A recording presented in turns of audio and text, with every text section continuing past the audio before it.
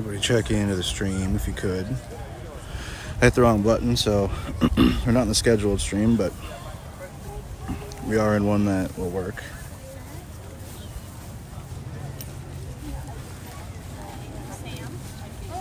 Hello, Smooth Blue. Hello, Danky. We'll get the other one taken down. Apologies for that.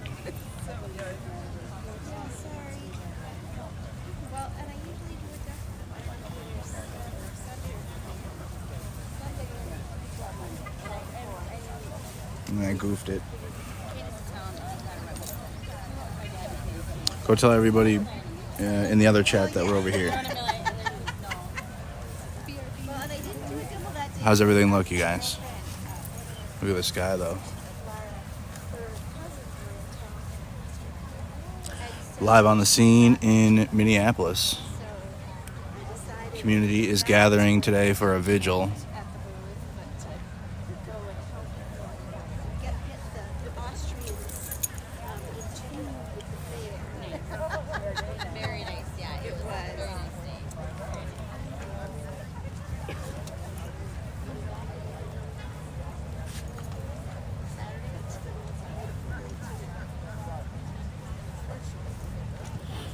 Shout out to Mod Nikki working in the back end to help edit the stream.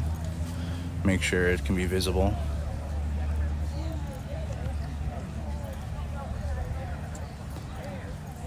They got news cameras up there in the front, but I try to put you guys into the crowd.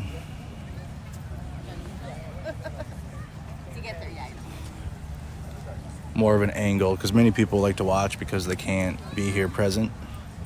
So this is your opportunity to be at these events. We are in Minneapolis, gathered for a vigil for the victims of today's school shooting.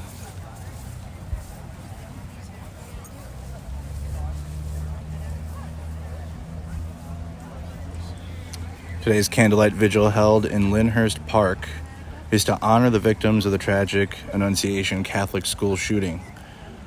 The community is coming together in light and solidarity, remembering those lost. Good evening, everyone. Thank you so much for being here. I just wanted to say hello. My name's Maggie. I'm the Executive Director of Protect Minnesota. Moms Demand Action, along with Protect Men, are the organizers of this event tonight. We're so grateful for your presence and your willingness to be in community this evening.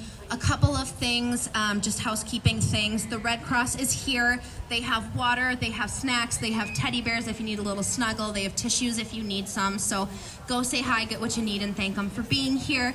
The Parks Department worked really hard to make this happen on very short notice. So please make sure to leave the park better than you found it. Throw away trash. There's trash all over.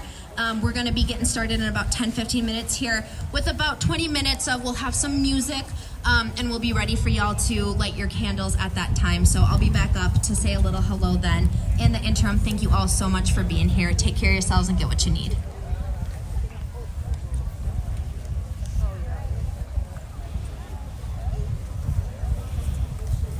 Doesn't start for another 13 minutes, so we're actually early, guys. I'm early for a stream. Share the stream out if you could, please. Also thank Mod Nikki for her work in the back end to help get everything edited. I goofed.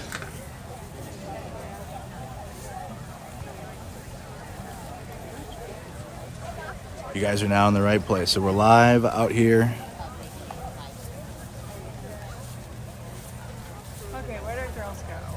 We are in Lynnhurst Park, City Park in Minneapolis. Beautiful park down here. Just south of Lake Harriet. Anyone need a candle? Really nice area, actually. You can see the community handing out candles.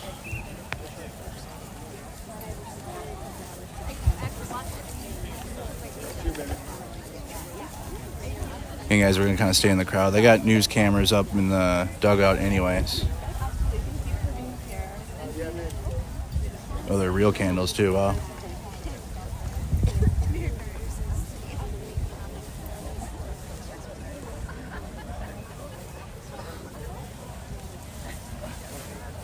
Did you need a candle? Yeah. Oh, that's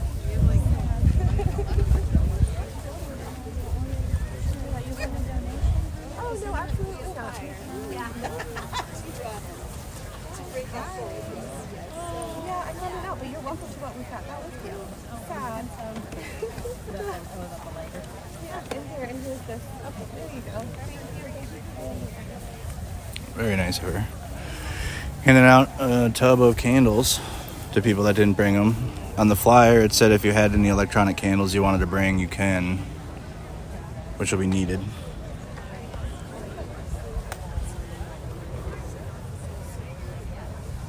The school was a Catholic school, so it was both a church and a place of education. They were in the middle of prayer. This morning, when the gunman opened fire from outside of the church. This morning, when the gunman opened fire from outside of the church. Today was the first day of school. So we're out here with the community. And for anybody that can't make it tonight.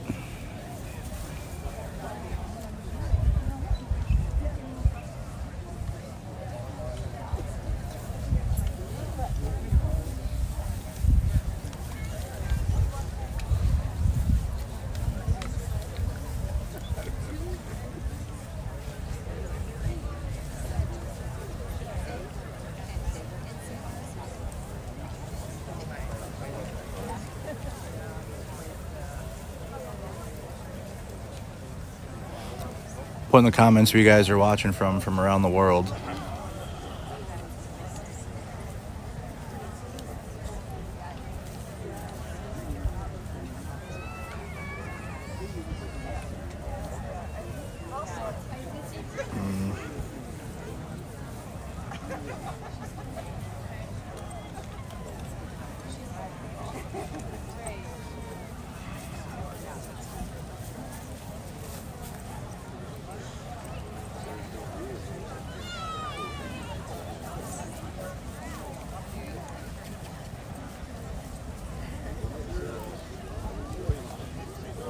Go over to Facebook and share the stream out if you could.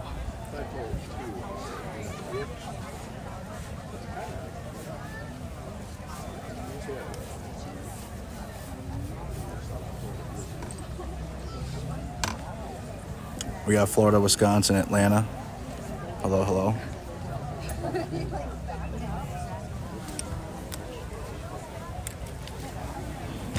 Oops.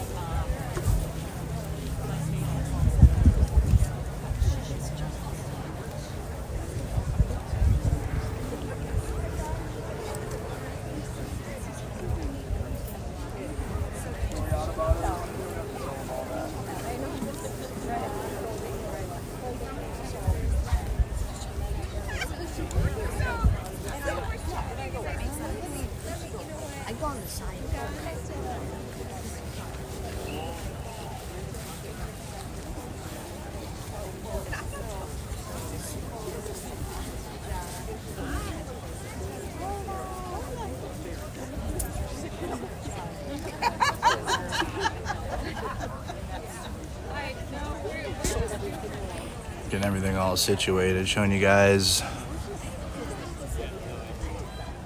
what it looks like down here on the ground. More and more people are showing up. So some folks behind me too. Are you holding someone? We'll walk around too when it gets started, and I'll get out a little closer.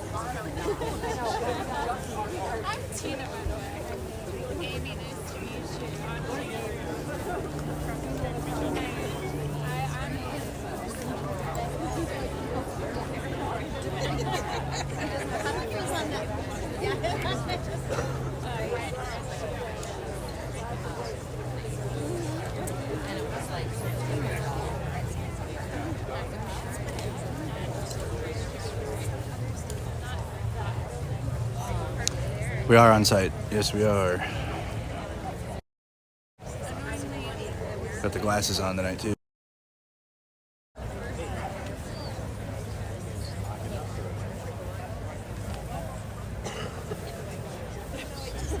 Yeah, my Streamlabs watermark stuff doesn't work well. This is a much more stable stream, so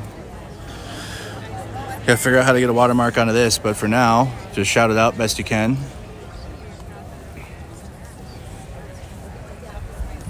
I'll let everybody know it's Mercado Media, live on multiple platforms, so there should be no doubt.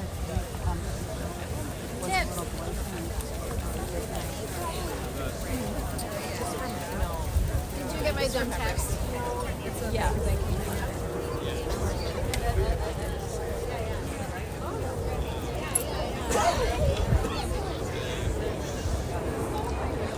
Crowd's getting bigger and bigger.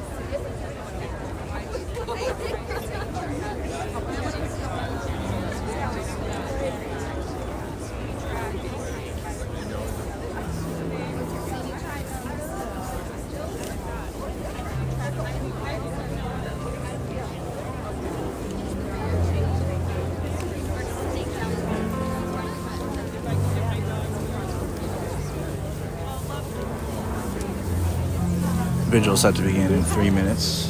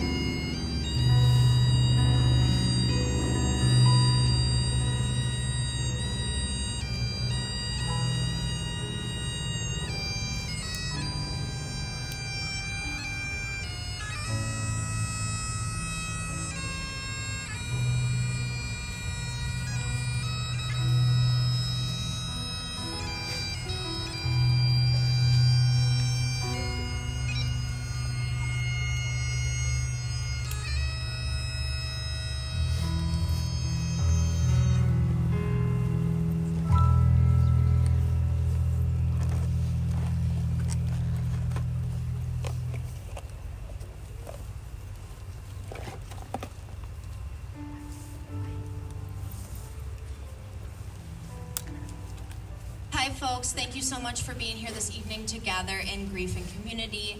If you have a candle, please light it now. Our stadium lights have gone off, and we will have some music and stand in grief and solidarity with our candles for about 15 minutes.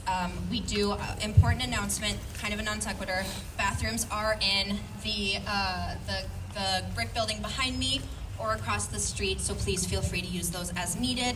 And now is a great time to pull out your candles. Thank you so much for being here this evening.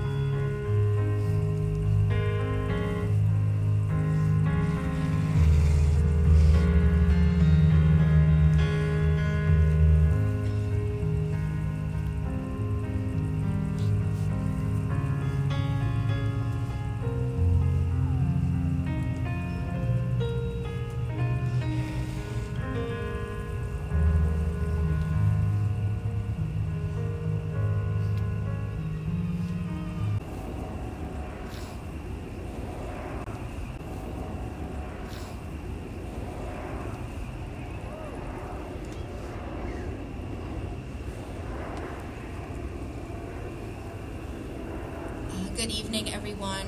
Thank you so much to Raymond for the lovely music to start us off tonight. And we have a few folks with us this evening to speak and to express what we're all feeling. I don't know that there are words. I'm going to tell you what happened to me today, which is probably what happened to a lot of you, is that I heard news that there was a mass shooting at a Catholic school here in the Twin Cities. And my little sister is a music teacher at a Catholic school here in the Twin Cities. And the first thing you think is, it finally came for me. It came for my family, and then I found out that it didn't. And the first thing that I felt then was relief. And the guilt that goes along with that, because there are 20 families today who don't get to feel that relief, who heard the news and were so scared, and instead of feeling relief, they are going to feel grief and trauma for the rest of their lives.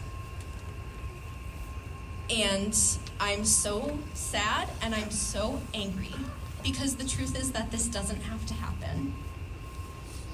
And not only does it not have to happen, it didn't just happen today. Yesterday there was a mass shooting outside of Cristo Rey, and 6 people were shot. 2 other people were shot in acts of community gun violence overnight. This problem is with us every day, all of the time. And if you're here today with us for the first time, we are so happy to see you. We are so happy to be in community with you. We're so grateful and overwhelmed that we're here for the purpose that we're here. And my ask for you tonight is, please don't let this be the last time that I see you.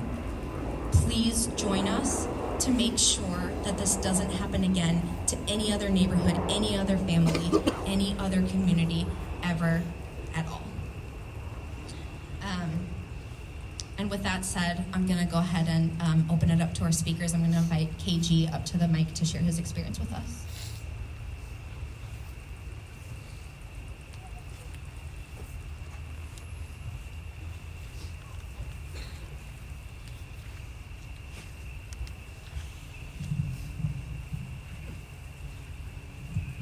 Good evening, everybody. First, I want to give my condolences to the families who lost their loved ones on this morning. They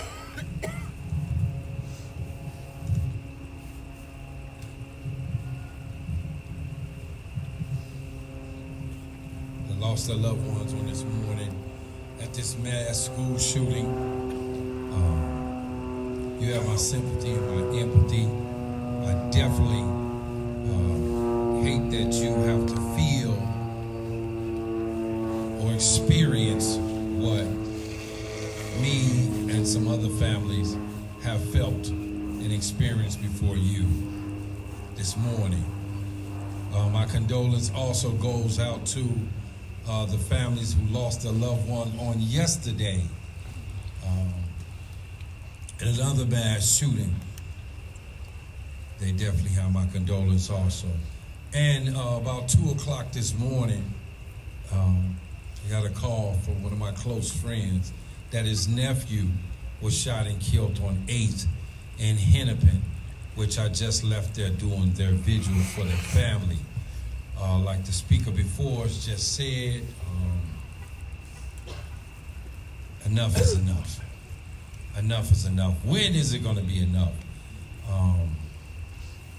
My personal experience, 2 sons shot. One son shot years ago, North Minneapolis, on Broadway and Fremont, in the neck. Another son was shot in the stomach.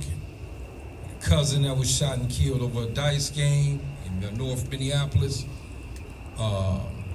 Another nephew that was shot in the pizza place in the back while he was fighting another young man. And my same son that was shot years ago on Broadway in Fremont His 6-year-old daughter, which is my granddaughter, was shot in North Minneapolis in 2021 while she was sitting in the back seat of the car eating a Happy Meal. Maybe weeks or maybe just a month before that, 2 other children were shot. One was killed by playing on a trampoline, and the other one was in a car. He was shot, he was survived, but he is still trying to recover from that. But this is all from senseless gun violence, and like I said years ago, I heard Moms Demand Action and Protect Minnesota, who I worked with years ago, screaming and yelling at the Capitol over and over, screaming on the internet, steady trying to pass bills for stronger laws for these guns, and I still have not seen it happen yet. I personally believe that a lot of these shootings that happen would not have happened if it wasn't so easy to purchase a gun. I'm going to say this and quit.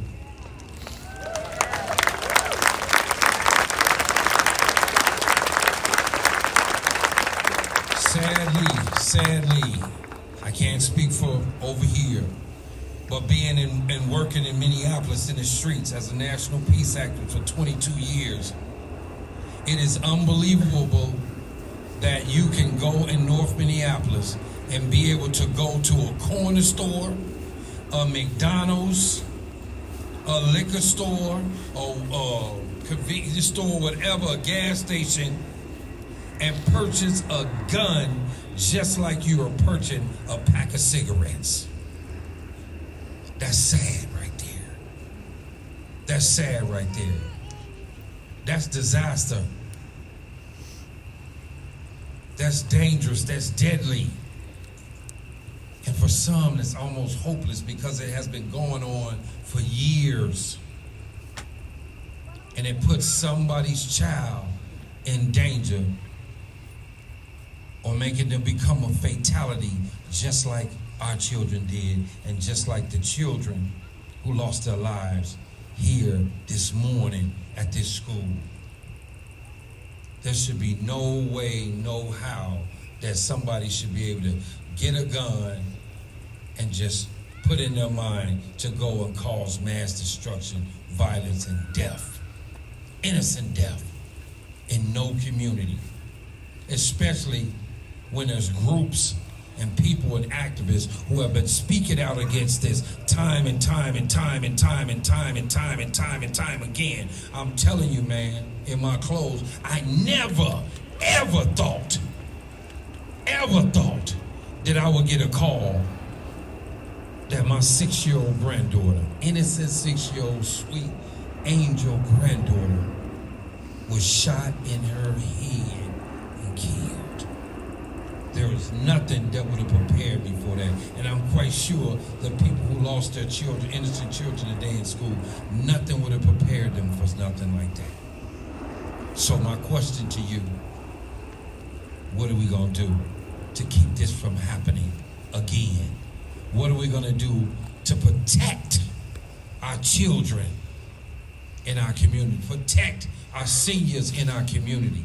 When are we going to start living more and dying less? My condolences goes out to all the families and to the communities who are hurt by what has happened. This is terrifying, this is tragic, and this is gonna take some healing. But I see what I'm looking out here now. You families that this happened to today, this is a lot of healing, and the people that came out here today for you. God bless you all. Peace.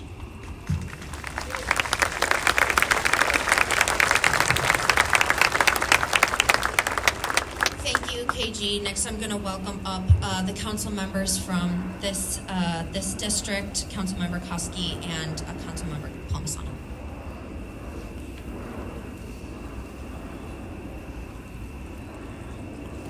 Good evening, everyone. My name is Koski, and I'm here with Renee Palmisano. We represent this community. Most importantly, we represent the families of Annunciation.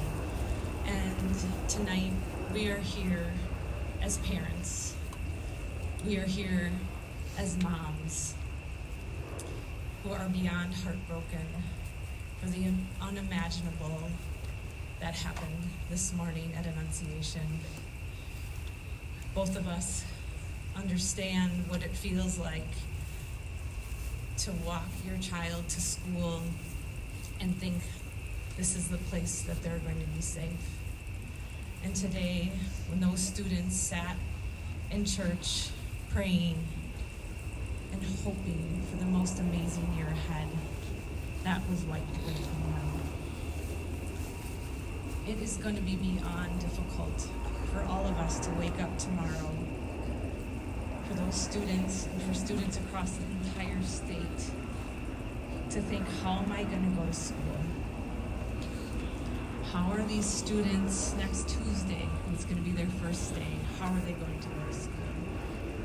And here's what I'm going to say. I hope that each and every one of you looks around, because the strength, the love, the hope that I see here tonight being with all of you, take that, hold it, wake up that morning and go to school, be there together.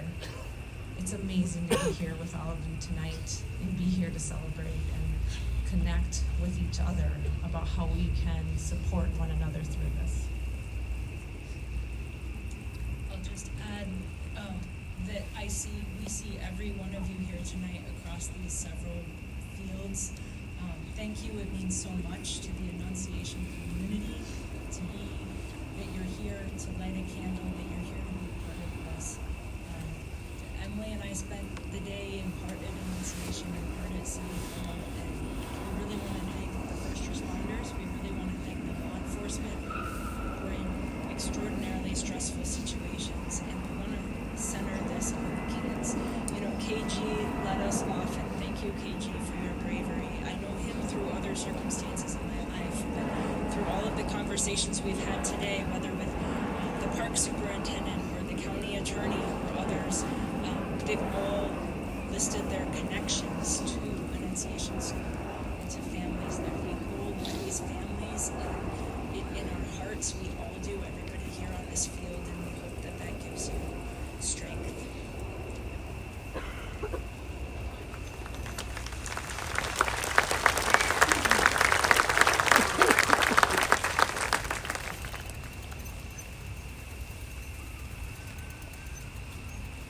Thank you so much, council members. Next, we're going to hear from Mayor Fry.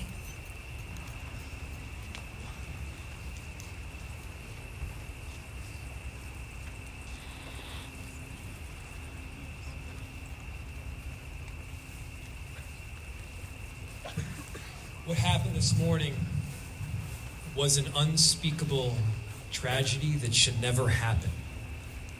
And then again, how many times have you heard a politician at a microphone saying exactly that?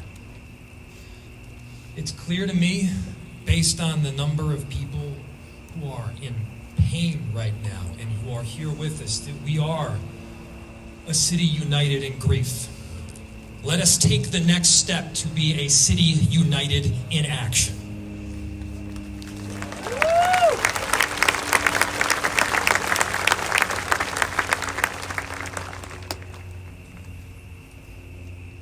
I think we've all felt the pain from the families, and we know that as a collective Minneapolis community, what we need to be doing right now is wrapping our arms around them.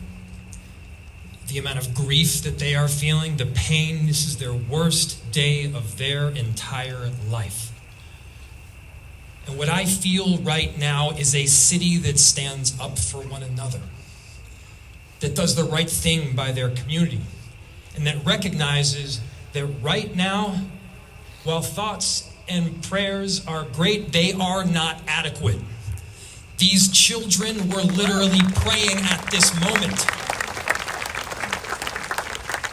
I'm so grateful to the teachers and the faculty at Annunciation that threw their bodies on top of children.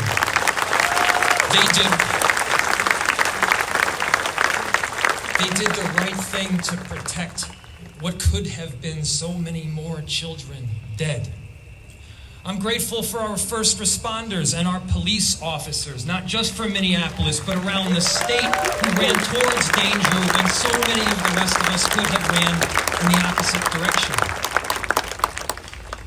And I also want to take this opportunity in calling us all to action to recognize that we shouldn't just think of these kids as somebody else's kids. Think of them as your own kids. Think about the last thing that you told your son or daughter when you said goodbye to them this morning. The gentle kiss on the cheek, a few kind words, shoving them a pack of applesauce. You should be able to do that with the confidence that you're going to see them again that evening. You should be able to do that with the belief that our schools, our system, our society can keep these kids safe. Because these beautiful children at Annunciation, they should not have to go through this right now. They should be learning math and playing at recess and messing around in a cafeteria and playing with their friends. That's what childhood is about. But what we know is that far too often people are robbed of that childhood because of this senseless gun violence. And don't let anybody tell you that it's not about guns, because it is.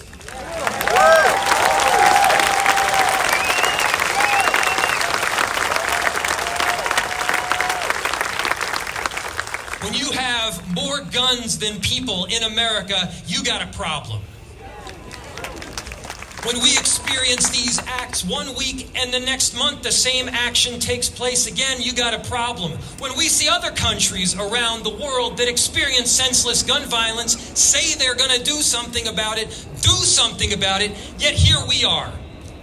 Why have we not taken the necessary action to stop our children from dying?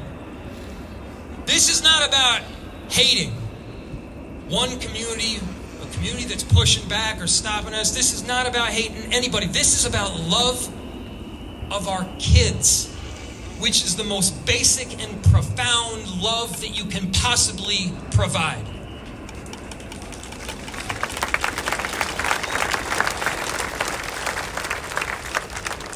And so each and every one of us must commit to making this all mean something greater than just the words. We need to have true gun reform right now. Not tomorrow, not the next day.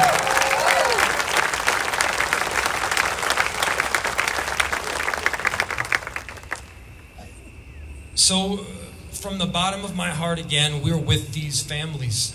Please do everything possible to love them. Love them as your own. Wrap your arms around them. Minneapolis is a very special place. And in this moment, we don't need to simply be united in grief. We can be united in action, and each and every one of you can be part of it. Let's make the change now.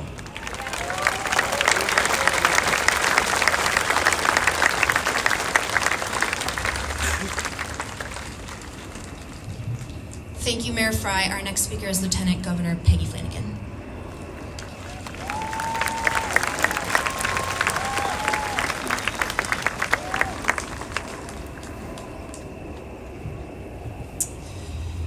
Good evening. As we were walking up to this field, I was struck by how many people just kept coming.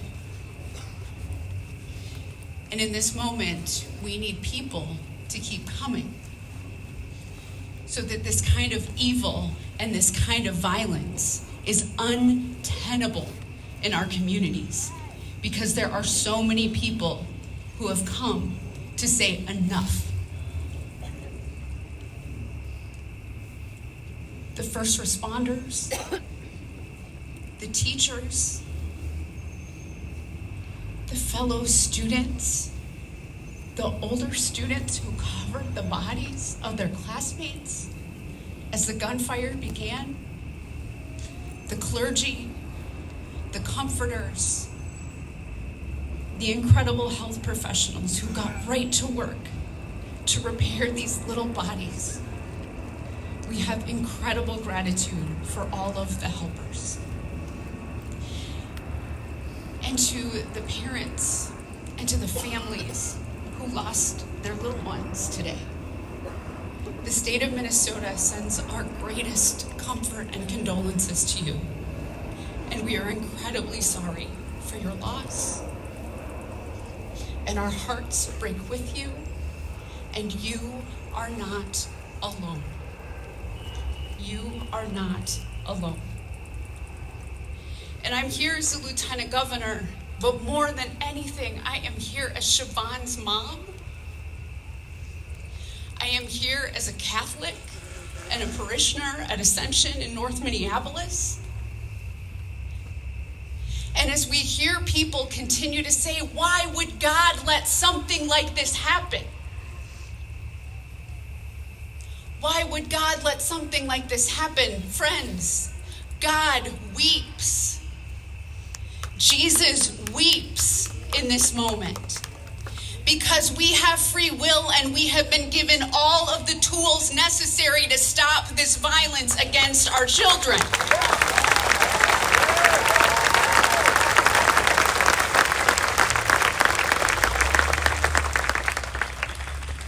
If we have the courage, and as we watch people continue to come year after year after year to the Capitol and demand more, you must continue coming to the Capitol. You must continue raising your voices. You must continue to pray and turn that prayer into action. And we are here together to do just that. And in Annunciation, the theme of this school year was Jeremiah 29, which is a future filled with hope. Hope is a choice. Hope is a decision that we get to make every single day.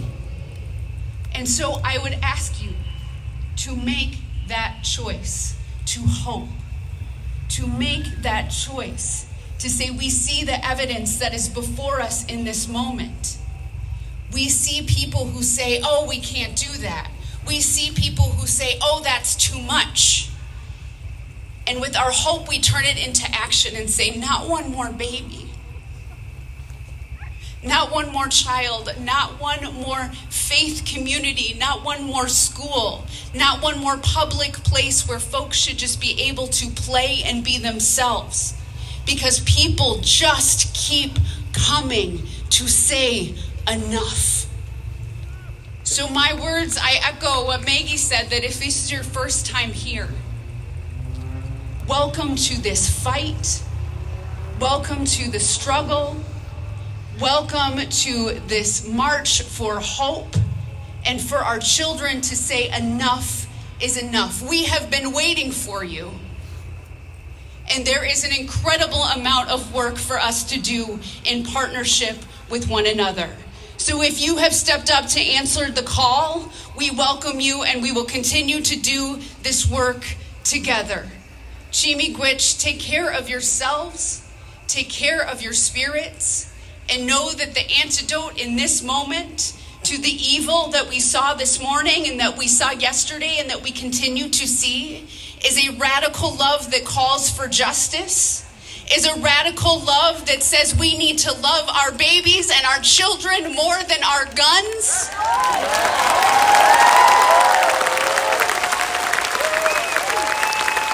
And that if you have that courage to stand up against it, I will stand with you, and we are standing together. Our love is greater than that evil. And we are on the right side of loving our babies. May God watch over the families who lost their loved ones, and may we let them know day after day after day they are not alone.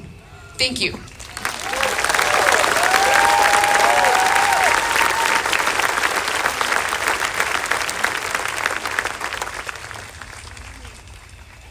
Thank you so much, Lieutenant Governor. Our next speaker is Attorney General Keith Ellison.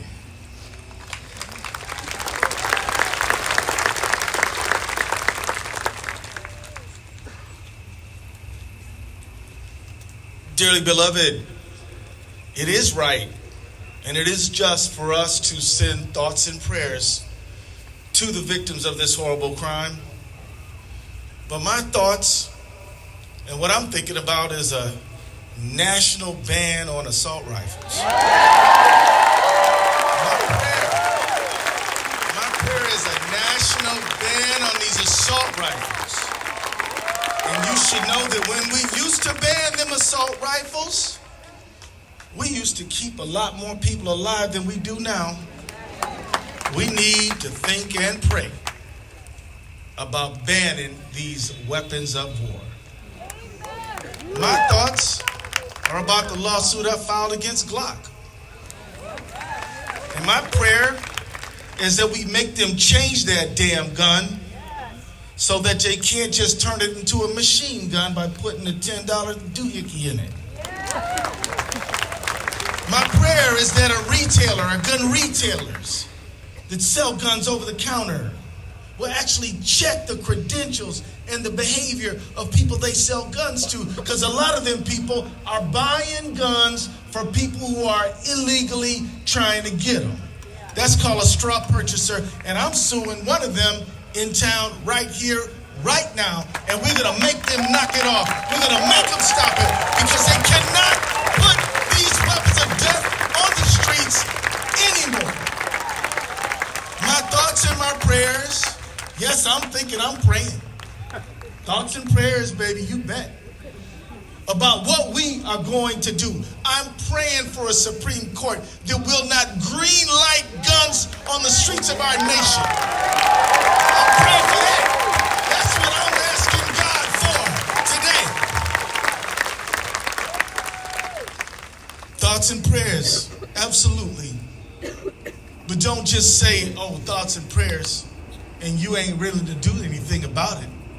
Because every time a tragedy like this happens, people like you and me who mourn, we do show up at the Capitol and we do show up at the state legislature.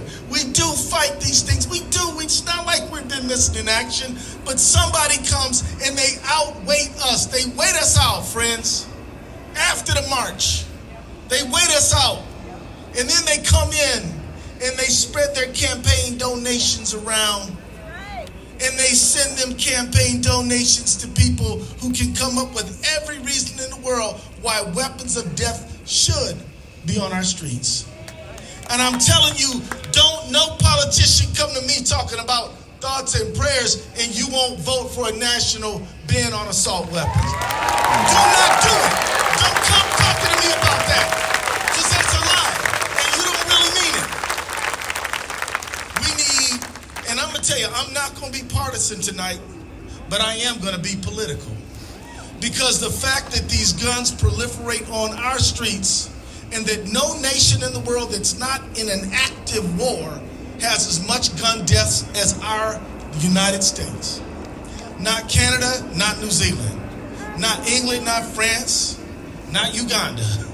We are number one when it comes to gun deaths.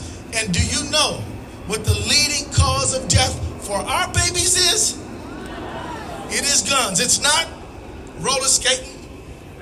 It's not, traffic. It is guns. It is guns, friends. And sometimes I do. We shed a tear in a silent moment. But then I use them thoughts and them prayers to get my butt back in gear to fight this evil that's on our land. Because it's not about the right to bear arms for these people. It is the right to sell arms. And that is what this is about. Friends, do you know after mass shootings, mass shootings, guns usually sales go up. Did you know that? Did you know gun sales spike after mass shootings because people think, I'm afraid I better get one. And the people who own these companies say, awesome. They literally profit off of death. Somebody is looking for a paycheck tonight because of what happened at Annunciation Church School this morning. Shame, shame, shame.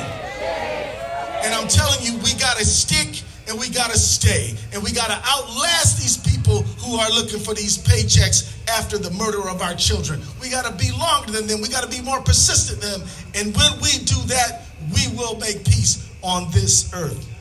Love you. That was the Minnesota Attorney General Keith Ellison. Thank you so much, Attorney General. Next up are remarks from Representative Emma Greenman and Senator Zainab Mohammed, who represent this area in the state legislature and Senate.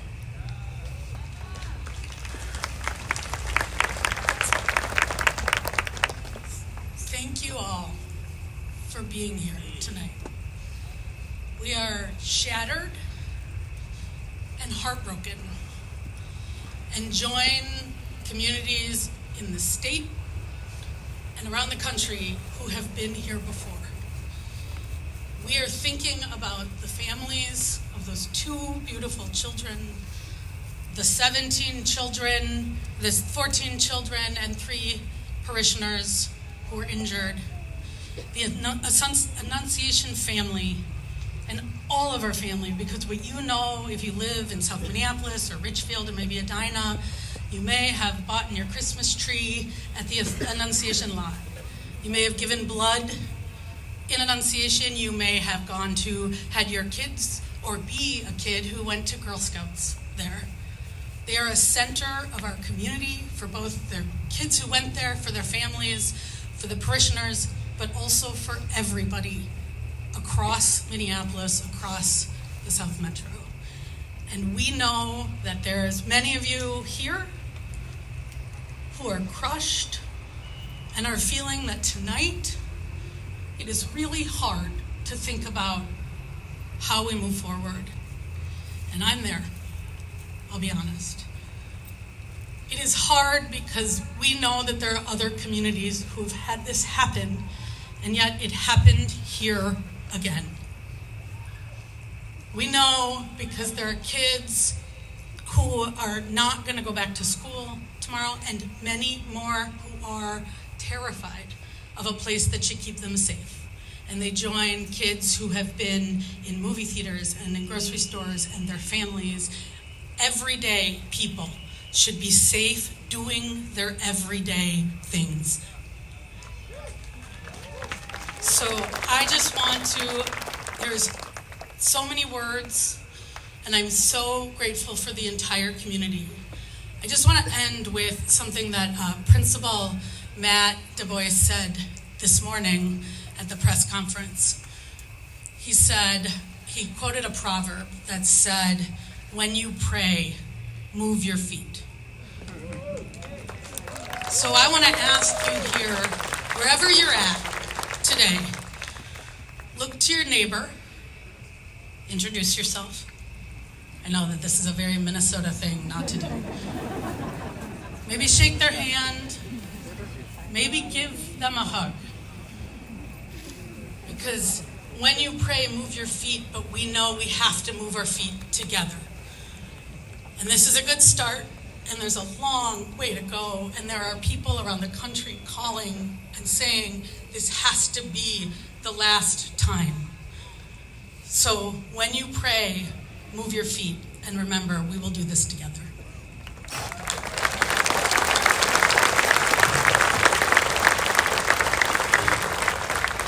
Hi everybody, I am Zainab Mohammed, and I'm the state senator of this district. Thank you for being here. I am, like all of you, devastated for our community, devastated for the parent who will not have a child to go home to tonight, devastated for the parents who are spending the night at the hospital with their kids, devastated for the parents who have to think about what it means for them to send their kids back to school, for our teachers who had to experience this, for our neighbors, for our community.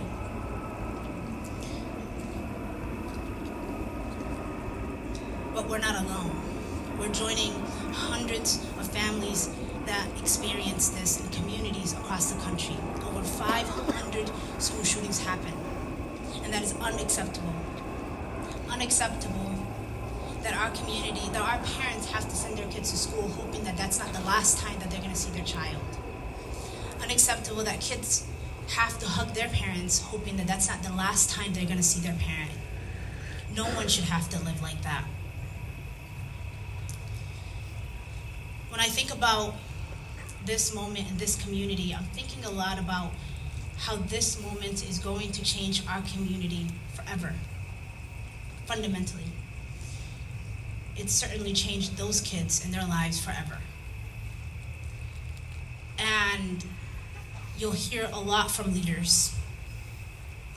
But while you're here in South Minneapolis, what I want you to do is get to know our neighbors, understand the pain that they're feeling, but more than anything, what you can do is reach out to your leaders and tell them they can do more.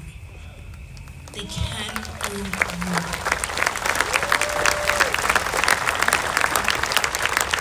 We banned red flag laws. That's not enough. We banned background checks. That is not enough. Weapons of war have no place in our communities. They have no place in our schools. This isn't a political speech. It isn't a right or wrong or left. It isn't a left or right issue. It's just what morally has to be done for our kids. And so thank you for being here. Hug your kids, your family, your loved ones, and we appreciate you for being here today.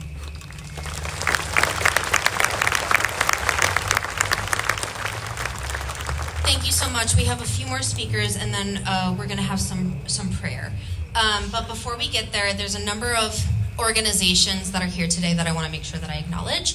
And that's because we know that the work didn't start today. The work started decades and decades ago, and there are folks who are on the street every single day, boots on the ground, saving lives. And without them, our communities would look much worse. And I just want to make sure that I thank them for what they've done over the past several years, several decades, and for their presence today, calling for a change. So Restorative Justice Community Action is here.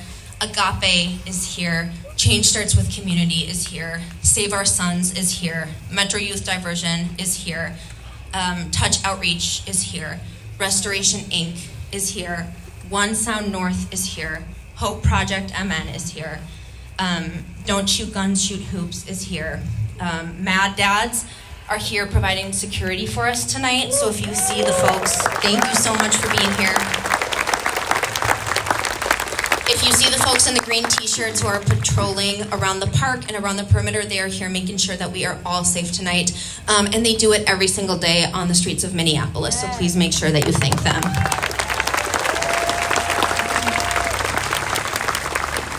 Thank you to the police and the first responders who were at the school this morning.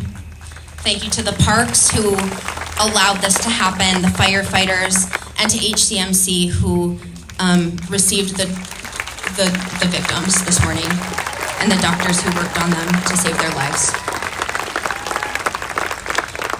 Grief and trauma counseling will be available at Creekside United Church of Christ tomorrow and Friday, 8 a.m. to 8 p.m. So if you feel that you need it, please take advantage of that. And one more quick shout out to our partners in planning and executing this event, Moms Demand Action, who are there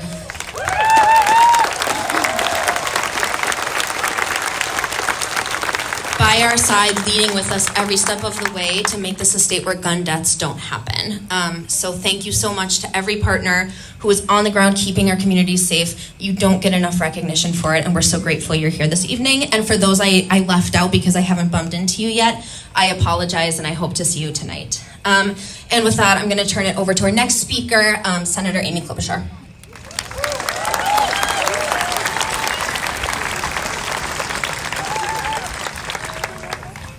Thank you. I just got here. I was at Holy Angels with some of the families, and this is just doesn't surprise me that we have such an incredible group gathered here today. I met one of the families that lost their child today, and when you saw them huddled together, the sister doesn't have a sister anymore, holding her little bear. It hit home just what happened here this morning. You think about that family dropping their child off, week school, the joy of seeing who's your new teacher, seeing your classmates again, and it ends here. And what I keep telling people across the country, and I thought Emma and Zaina did such a beautiful job of talking about this community. I talked to them about, yes, this is a school and a church on a hill, but right next to that school and that church is a house, and then another house, and then another house, and then a shop, and then a restaurant, and then another school. This community is incredibly strong, and today I saw the neighbors sitting out on their lawn chairs just to give each other a hug. And I saw people bringing food, and I saw people embracing these kids. These families are going to need a lot of that over the next months. And yes, there are major policy things. I have long, I think you all know, been an advocate for changing our laws ever since way back in my time in the Hennepin County Attorney's Office. But the only way there's going to be that kind of courage is if, as Emma noted, people stand up.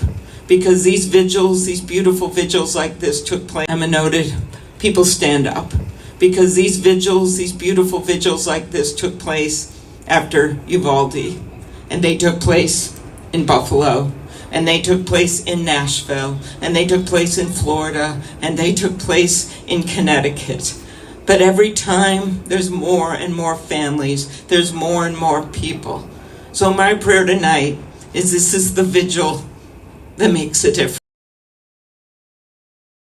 Talk to tonight, when they get through their grief enough to tell them, when people hear the stories of the older kids literally laying on top of the little kids, and the teachers' heroic actions, and the members of the church. They should not have to do this. Sixth graders should not have to protect first graders. We should be doing that. So let us take this tremendous love of this vigil, and yes, continue to give it to this community and this family, but then let us turn it into action. Thank you.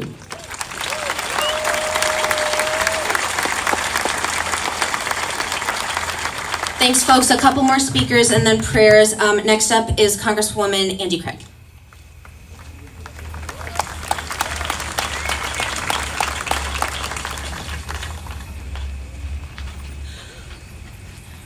South Minneapolis, I wanted to be here with you this evening on behalf of every single one of my constituents in the 2nd District of Minnesota who mourns with you tonight on your loss.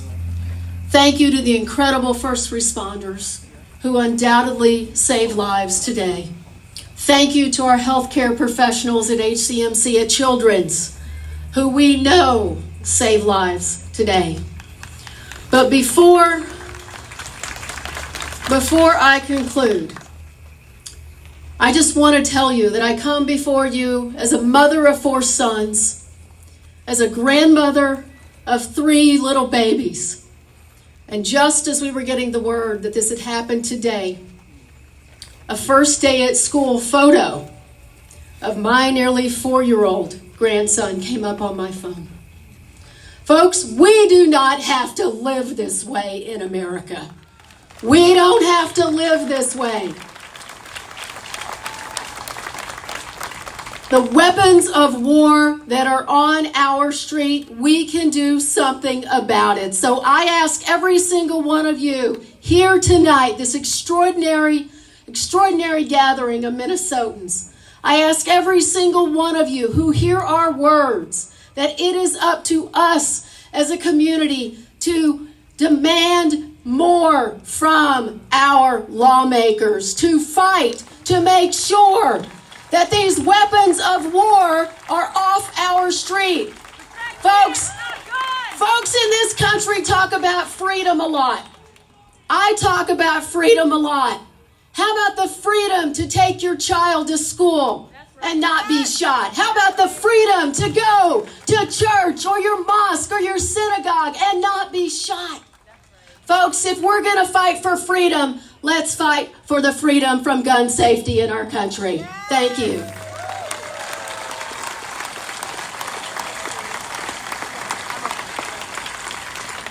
Thanks, folks. Our last speaker of the night before we pivot to some prayers, community time, and reflection is a Representative Ilhan Omar.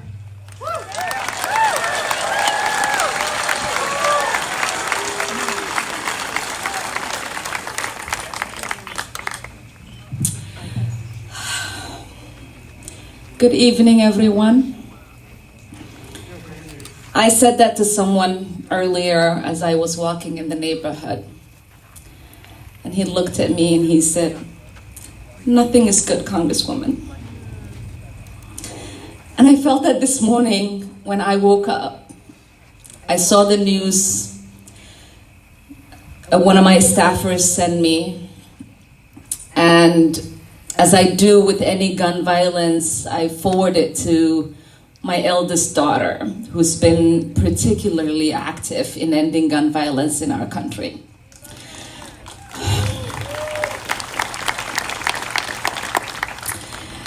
And she quickly ran into my room and she said, "Mom, did you know the kids were praying when they got shot at?" And we both just stood there. And that hit hard because you hear politicians, when tragedies like this take place, call for prayer. Because we all understand the power of prayer. To heal, to comfort, to uplift. But the kids were praying when they were assassinated. So what does that tell us? That tells us that there is something fundamentally broken in our society. There is something fundamentally broken. And as my brother Keith Ellison said, we don't get to have thoughts without taking action. We don't get to pray without uplifting others. And it is important as this community comes together that we do, yes, pray for the families that have lost their precious angels this morning. And yes, we pray for the families that are currently in the hospital, wishing and praying for recovery.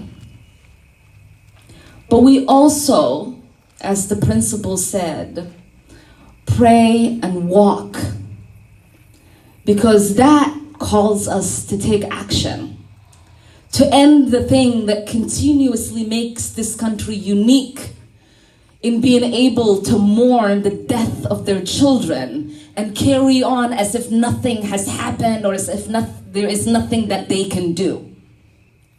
Many nations around the country have been visited with this tragedy, but they recognized that they had a power to change in order to make sure that that tragedy wouldn't visit their communities again. What makes us so helpless? How can we call ourselves great as a nation if we cannot protect the most precious, which is our children, our future?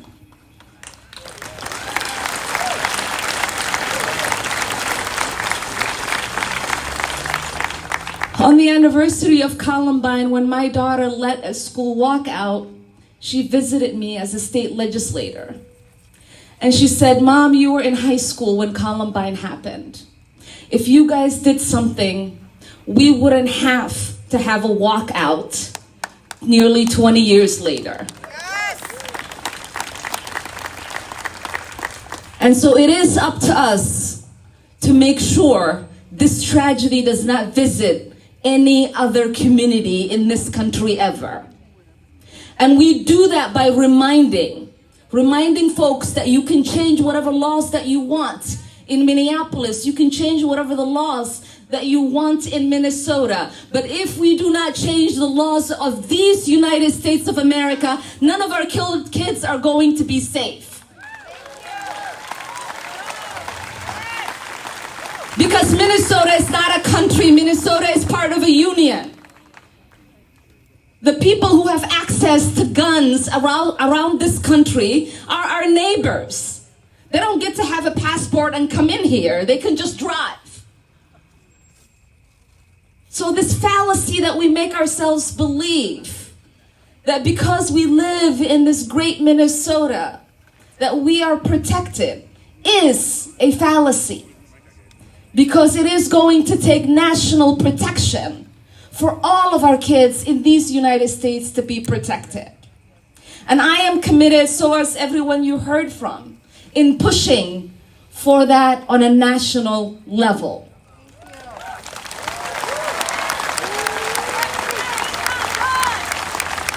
But I hope that commitment gets to be shared by the other leaders in our nation. A commitment that they are going to love our children more than they love their guns. That it is important that we are free from the violence of guns in this country.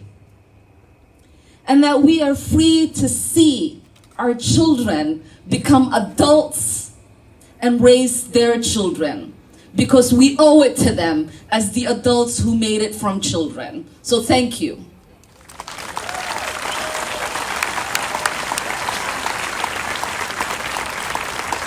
Thank you to our political leaders for being with us tonight. And what I want to say before we pivot to some community time and prayer is thank you for those commitments to addressing this, and we'll be there every step of the way in partnership with you and to make sure that it happens. Next, we're going to welcome up Imam Jelani Hussein and Imam Ali to lead us in some prayer.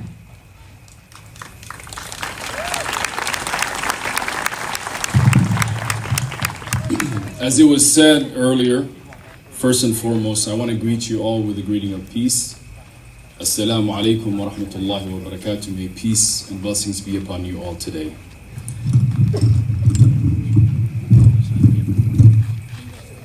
This morning, darkness befell on our beautiful community. The kind of darkness that we wished would never come here.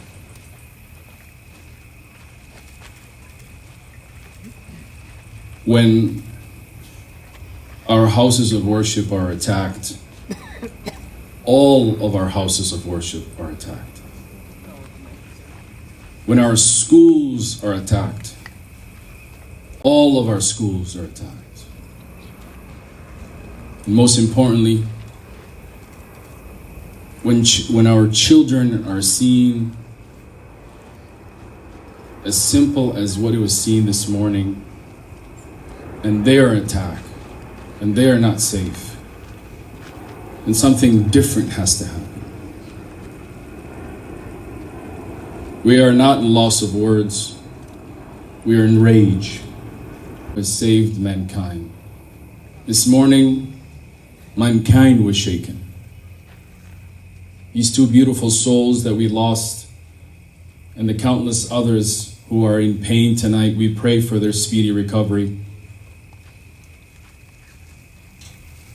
As much has been said, but I will leave you with a little bit of hope. This darkness has befallen on other communities before us. But tonight, I ask all of you, our great state of here in Minnesota, this incredible community here, and to all of you who have gathered this evening, we here in Minnesota can make a stop to this. The whole world is watching us tonight. They're hoping that the same playbook may be changed, and we here tonight need to make that commitment to ourselves. No speech or statements will move you. What you leave here with and what you commit to yourself will be what will move our nation, and most importantly, our state.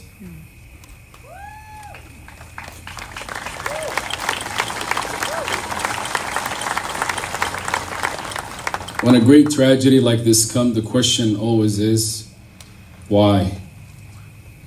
And the answer must be because we can do something different. Something radically different. When they come for our children, we must do something different. When they come for our babies who are in the middle of prayer with their friends, something different has to happen. A war on children is a war on the last stop that we have. And I want to say this, because we've been talking to the adults, I want to speak directly to our children, some of us who are with us this evening. We love you. We see you. We understand you may not be able to make sense of what is happening, but we want to tell you, you are the best thing that we have on this earth.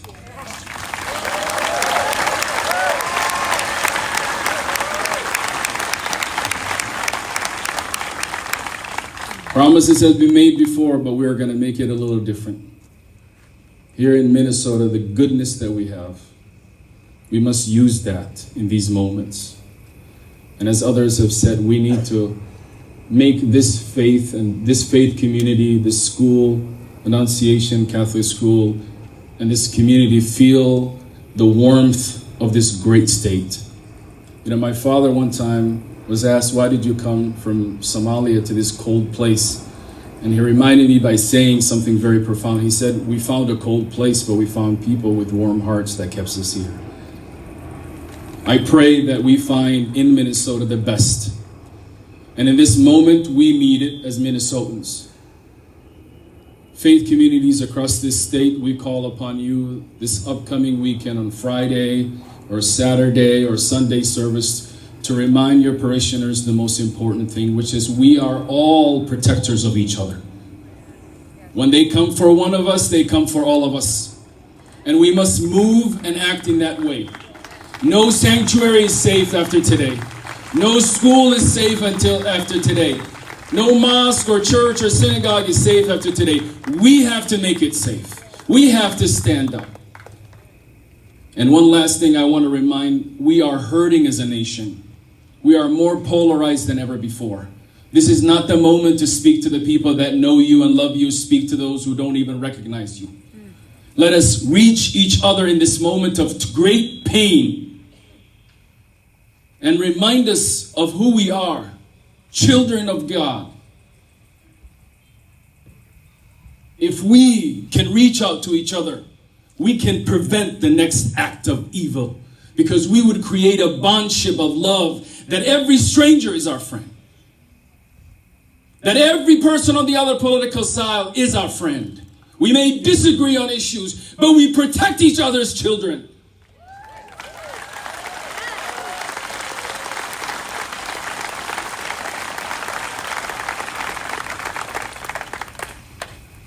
And to the beautiful children, we have your back. We have your back. No matter what it takes, we will make every single school safe. And to the teachers and to the many people who are on the front lines, we say to you too, we have your back. I personally make that commitment, and I hope every single one of you makes the same commitment. In this great Minnesota, we can do things a lot different. We can be the shining northern light for this nation. We can stop this here and send a different tone to the rest of the country. But it requires every single one of us to do something different. And I pray to that, because God in this moment is looking upon us to see what we do next. And if we say we are good people, then let our goodness show brighter than the evil that dawned upon us this morning.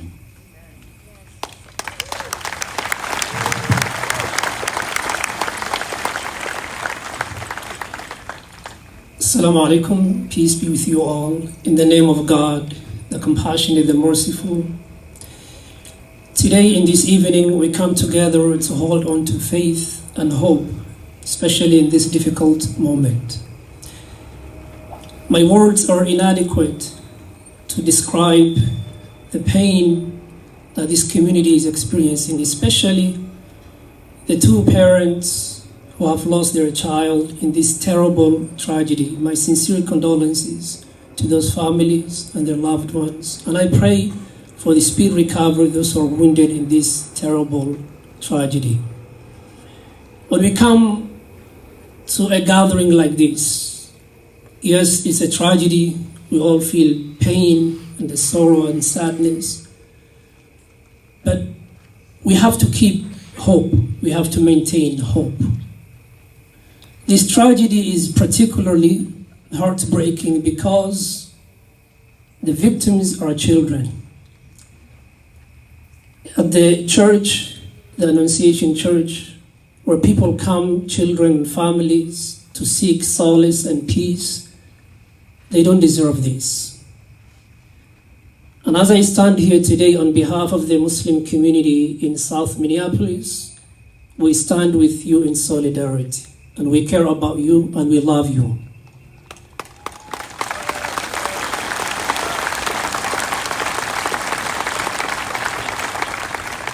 There is a beautiful passage in the Quran that reminds us to hold on to hope and faith, especially in a precarious moment like this.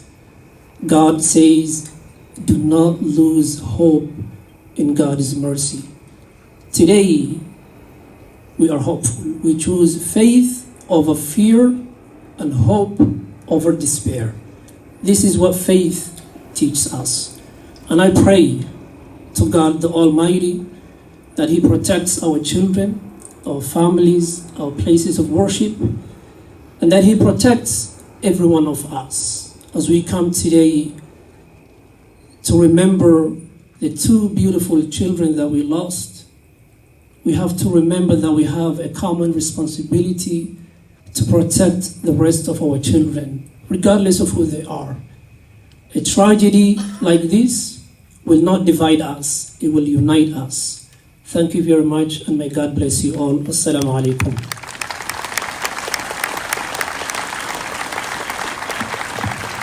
Thank you, Imams Jalani and Ali. Next up, we have from Shiloh Temple in North Minneapolis, Jalila, who is the Executive Director of Change Starts with Community, and Bishop Howell.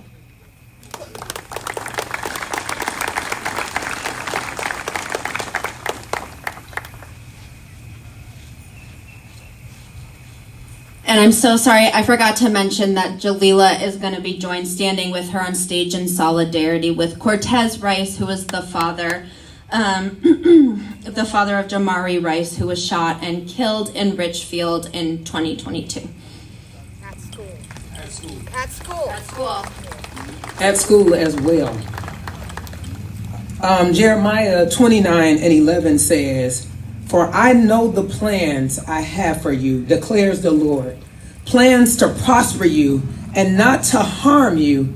Plans to give you hope and a future." And I want to speak to the youth and the young people here today. And I want you to know that you don't got next, but you got now.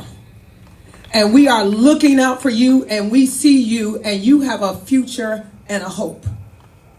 Now, we don't have to agree on everything tonight, but what we can agree on is that it's time to do something.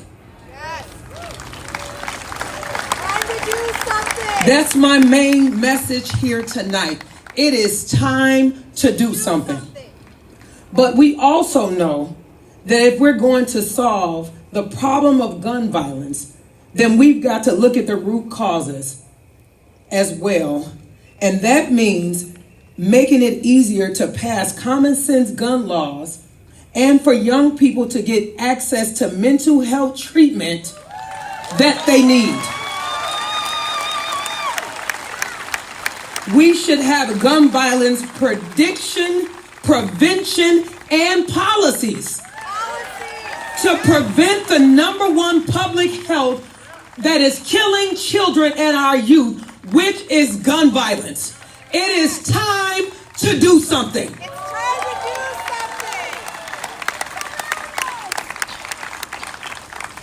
something. Let us pray. God, I pray that you allow the shootings to end. God, our hearts are broken with pain at the senseless death caused by gun violence. Families are mourning, children are living in fear and trauma, and some in our nation will respond by arming themselves with more guns because of greater fear. I pray that our disconnect and alienation calls us to come back into love, calls us to turn back into protecting one another and loving our neighbors as we love thyself. I pray for safety. Bury those young people and watch them take their last breath.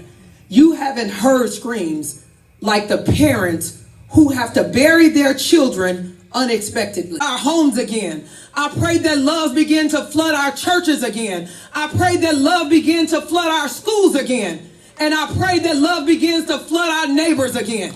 We need love. Hate cannot drive out hate. Only love can do that. That is what Martin Luther King said. I pray that we seek peace to resolve our differences, that we let our hands reach out and connect with those who feel alone, with those who live in fear, and those suffering from mental illness. Let our voices be raised, asking our legislators to enact gun violence laws that actually work. If you want my vote, protect me. If you want my vote, protect my children. If you want my vote, protect my grandchildren. If you want my vote, protect my legacy. If you want my vote, preserve my life. We deserve to live.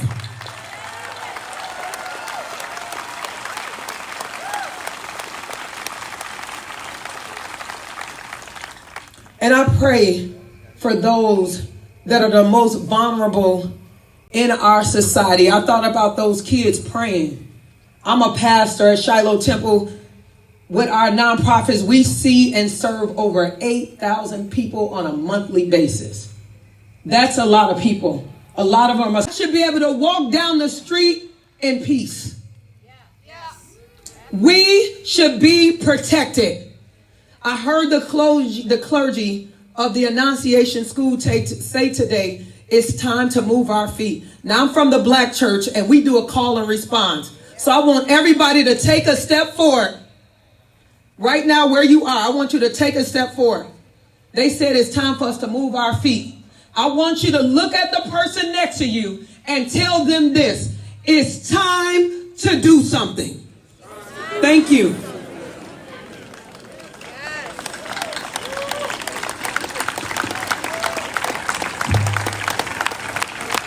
Thank you, Pastor Jalila.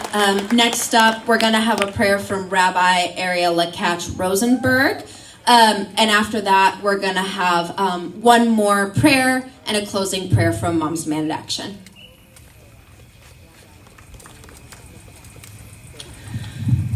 You do not carry this all alone.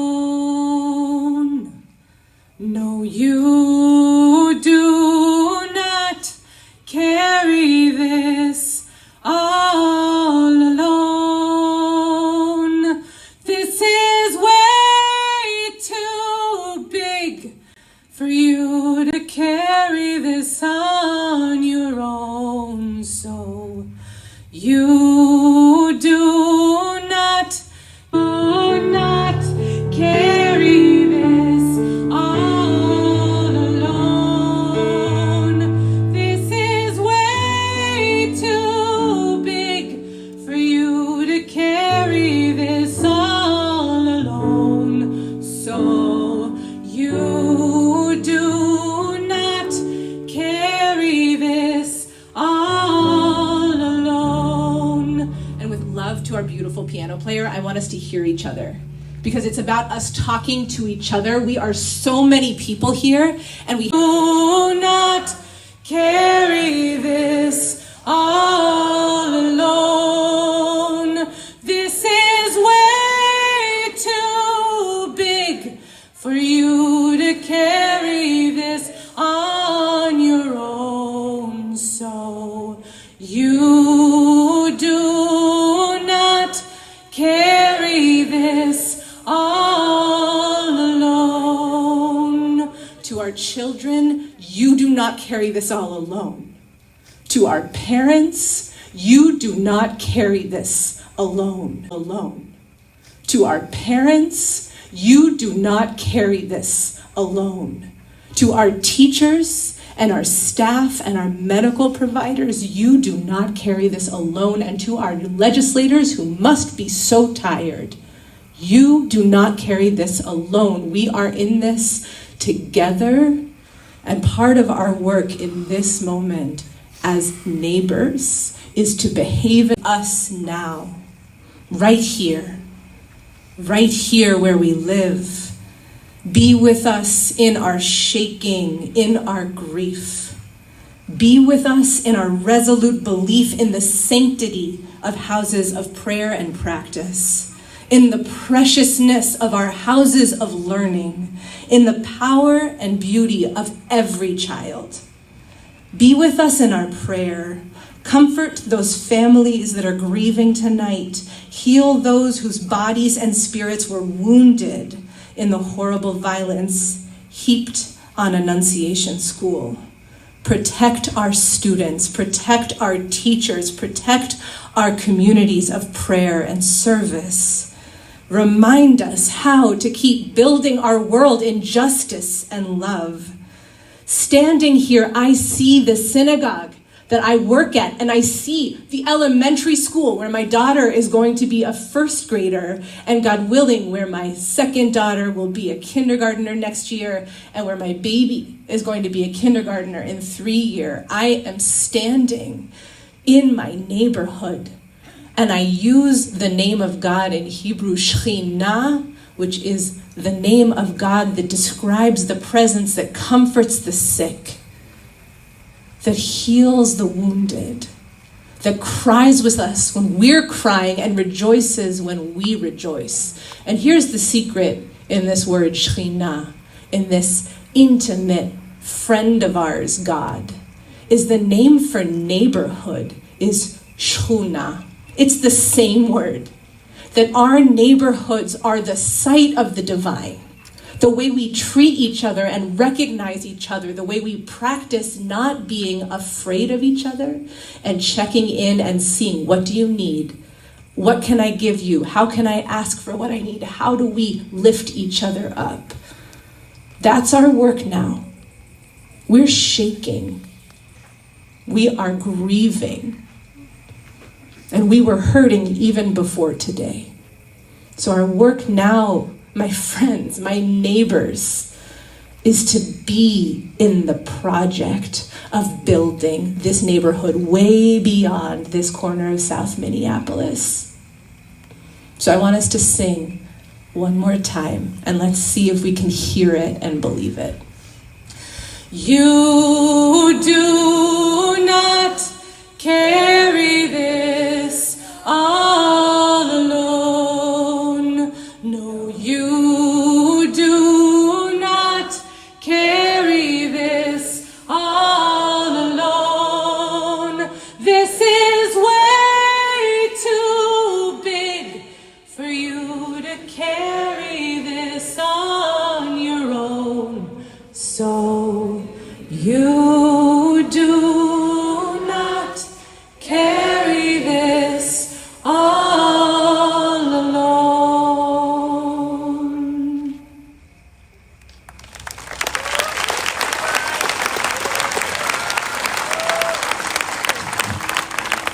Thank you so much, Rabbi Ariel.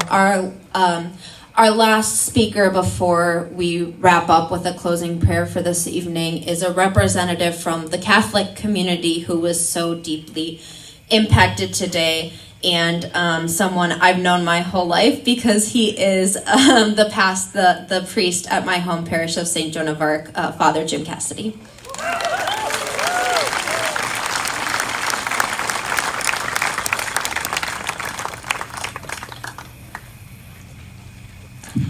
Good evening. I would like to take just a moment for us to experience the silence of this evening. We have heard a great amount. It's important for us to quiet our souls, to quiet our spirit. to be in this place. Take one moment. Hear the nature around us.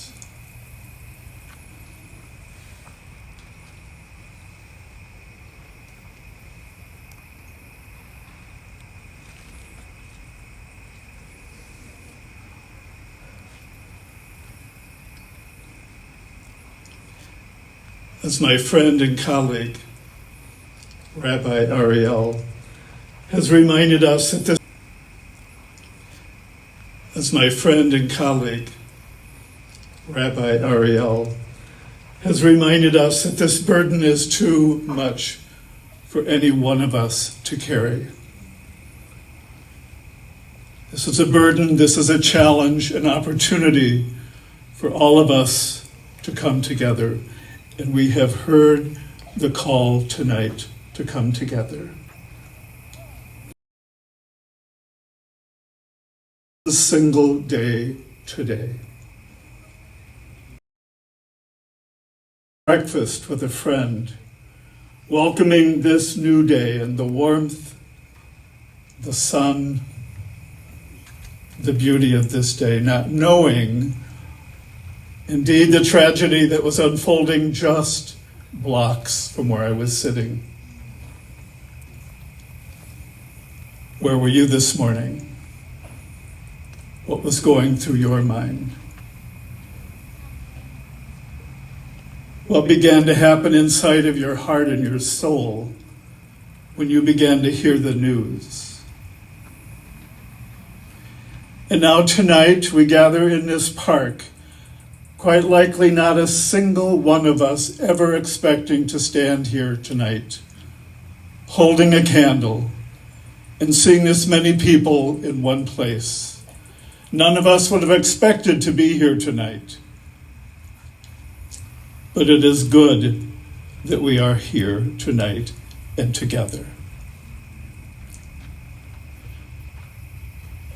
Our mayor, Jacob Fry, said earlier this evening, the important thing for us in this experience of loss is to not in any way distance ourselves in thinking of this as their children.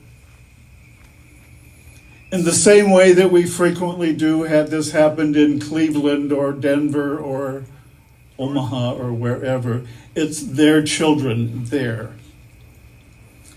What makes us different tonight is this is our neighborhood. This is our home. And for Minnesota, this is an experience now for us that's a bit different. Minnesota Nice cannot squeeze through this in any way, shape, or form. These are our children. In order for us to grieve, in order to heal, in order for us to be empowered to bring about all the good things that we have indeed been challenged to do, and all of the right things that are calling for our attention and have called for our attention for a very long time. We must think tonight and commit to the fact that these are our children. I've had the privilege of journeying in Africa for the last 25 years. I'm the proud father of thousands of children in the townships and in rural Africa. I stand here as a proud parent of 25 years, knowing the experience and the challenge of the children of Africa, and how we as Americans like to think that's their children, that's their world. Tonight, it has come home to us. We're one community. I want to share a reading, and I found a friend and colleague who has a light for me, something we all need tonight. I want you to just still yourself and hear these words.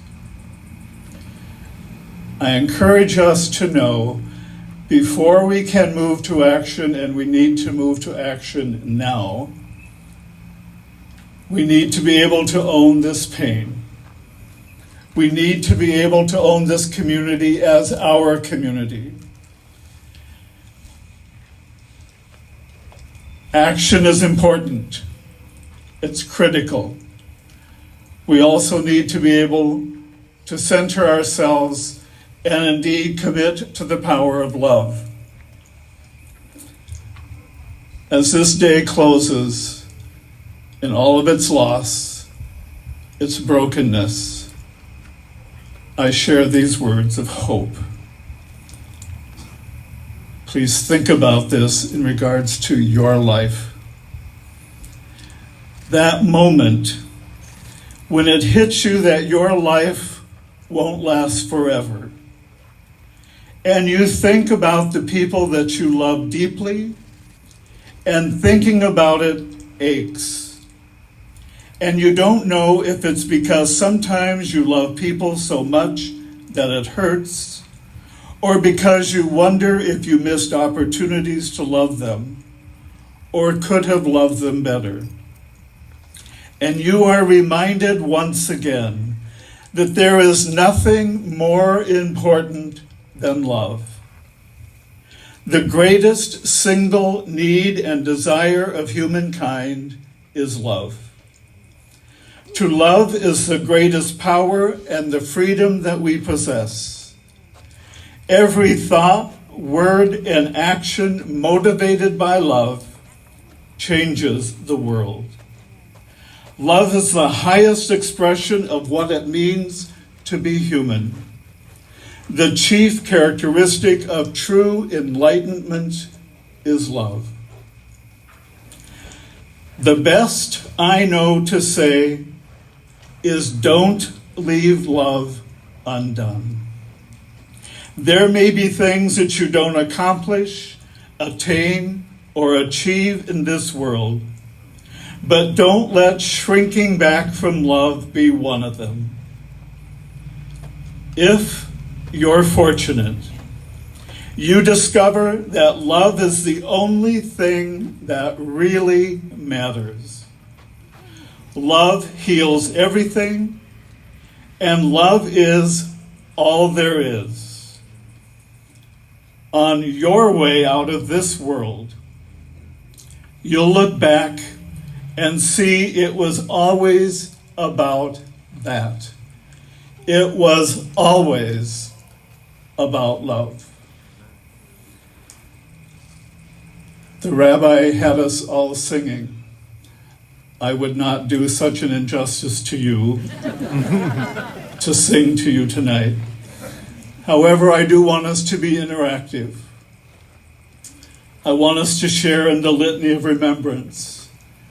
And after each of the stanzas that I say, if you would please respond by saying, we remember them. In the rising of the sun and in its going down, we remember them. In the blowing of the wind and in the chill of winter, we remember them. In the opening of the buds and in the rebirth of spring, we remember them. In the blueness of the sky and in the warmth of summer, we remember them. In the rustling of the leaves and in the beauty of autumn, we remember them. In the beginning of the year and when it ends, we remember them. When we are weary and in need of strength, we remember them. When we are lost and sick at heart, we remember them. When we have joys that we yearn to share, we remember them. So long as we live, they too shall live, for they are a part of us. We remember them. I offer this final blessing on all of our steps, on all of our journey as a community, both here in Minnesota, as well as our worldwide community. Please take a moment to receive this blessing. May you know that absence is full of tender presence, and that nothing is ever lost or forgotten. May the absences in your life be full of eternal echo. May you sense around you the secret elsewhere, which holds the presences that have left your life. May you be generous in your embrace of loss. May the sore well of grief turn into a well of seamless presence. May your compassion reach out to the ones that we never hear from. And may you have the courage to speak out for the excluded ones. May you become the gracious and passionate subject of your own life. May you not disrespect your mystery through brittle words or false belonging.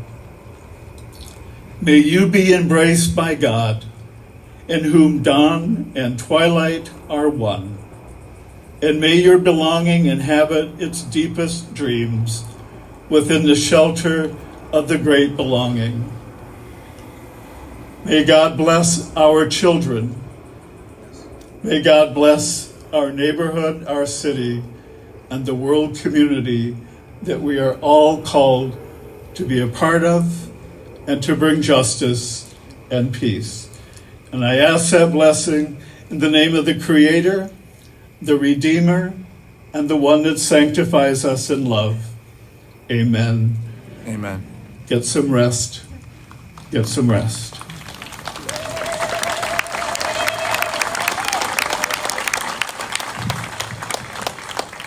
Before our closing prayer, I just want to thank 3 more people. Father Cassidy said that every thought, word, or action motivated by love changes the world. And there were 3 people who showed up tonight motivated by love. And the first is Angela Blackdeer came right up to me at the beginning of the event and said, "Can I provide ASL interpretation?" And we hadn't had time to even think about that. And she's right there. She's right there doing it. So thank you so much, Angela, for that act of love. Casper Warren messaged me on Instagram and said, "Sometimes I do art therapy and sometimes it seems to help. Do you want me to come by?" And I said, "Yes, please." And so they showed up with their buckets of art supplies and they were here to help folks process in that way, an act motivated by love given freely. Thank you so much, Casper. And finally to Aton, who showed up with his bagpipes and said, "Can I play Amazing Grace?" and played that beautiful, beautiful rendition for us at the beginning. Thank you for that gift of love. And finally, we're going to close with a prayer. I ask when the prayer is over. Thank you all so much for being here. And the next act that we all need to take, as Father Cassidy said, is to go home, get some rest up, and be ready for the work that starts tomorrow. Mad Dads is here. They're taking care of us, but they need to get back to their work on the streets. So the next step is for us to clear the park so that the park districts can do their wonderful work, shut it down. Thank you so much all for being here this evening and for your act of love for your community and our children by showing up this evening. And with that, I would like to welcome up Michelle Hansen, who is a volunteer from Moms Demand Action, for our closing prayer.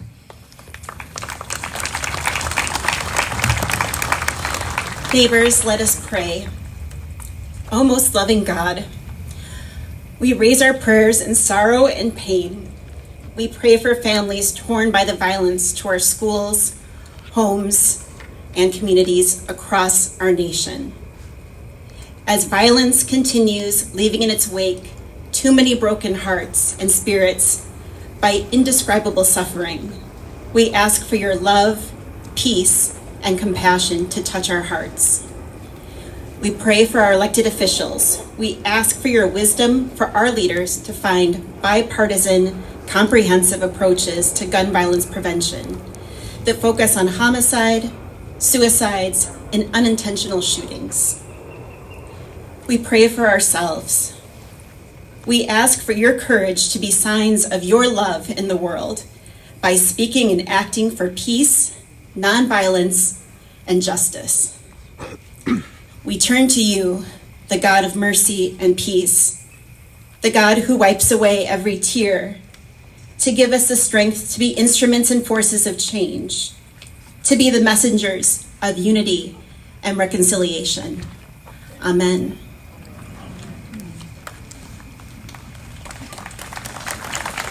Thank you all. I think we're going to have the park lights come back up so that we can see our ways home. Thank you for being here this evening.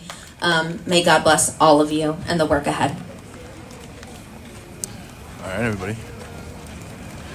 That was the vigil. You're going to have the lights all come on, so it's like, now it was dark and now it's all light.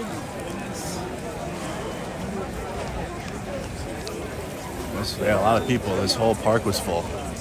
Whole park was full of people. Sorry, the connection. I was watching it the whole time, but there's only so much I can do when you got the connection going in and out like that. But thank you for everybody that stuck with it.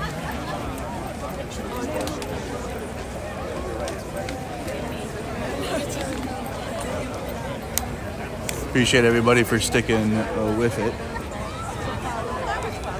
This is where we started back here. But if you guys just tuned in, we just had a vigil in Minneapolis, covering it live on the ground. We had faith leaders talk, politicians were talking, community leaders were out talking, and with a direct call to action of we need to address the gun violence in America, and it needs to stop. So that seems to be the unified message coming out of the vigil. Obviously, it's a place to come and gather as a community, pray. Lots of prayer took place. But beyond that, it was a call to action, more than just prayers, because we heard it all the time, and now I saw a little bit of pushback about it, because sometimes people only have thoughts and prayers to offer, but it's not enough. Like, that needs to be the start. Like, thoughts and prayers need to be the minimum, and that's like just something, and that's often case all that's provided is just the bare minimum and nothing further. So, call to action, direct calls from our Attorney General, Keith Ellison, out here tonight, who called for a nationwide ban on assault weapons. And I'm with it, to be honest. I'm a veteran. I served 10 years. I support the right to bear arms, obviously, and the Second Amendment, but we need common sense gun reform. Okay? We need people that shouldn't have weapons not be able to buy weapons ever, or acquire them, and lower the amount of weapons that we have in the streets. Like, that all needs to happen, and we're gonna have pushback, and it's gonna come from the NRA. I'll cut through it, and I'll tell you exactly who's stopping the progress of like stopping gun violence, and more often the case, it's from NRA people and freedom lovers, which were mentioned during the speaking about people that engage in my guns and my freedom, and then they don't care about kids getting gunned down in school. Like, it's got to stop. So, I mean, Minnesota's led the way in protests and activism, so I'm hoping that we can turn a negative day today into something that, can inspire the nation, because it'll be tough with Big Orange in there, because he's only really interested in gunning down our civilians with our military. So you got him. So I'm not sure how much is really going to be able to get done. I just realized I've been in this park before. Back when I was in, kind of full circle, I guess. Back when I was in recovery. Well, I'm still technically in recovery. Recovery never ends, one day at a time. But when I was in treatment, outpatient, this was the park we came to. And we played kickball. I just realized that right now. I haven't been here since then. But we heard from Amy Klobuchar. We heard from Angie Craig. Like I said, we heard from Keith Ellison, Attorney General.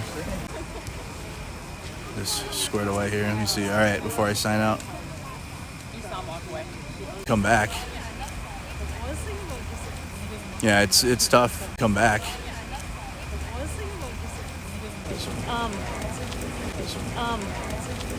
When he did this song, he's like, I'm talking about this kid. I'm like, who came to my class? I'm trying to sign out when I have a good connection. I don't. Too many people.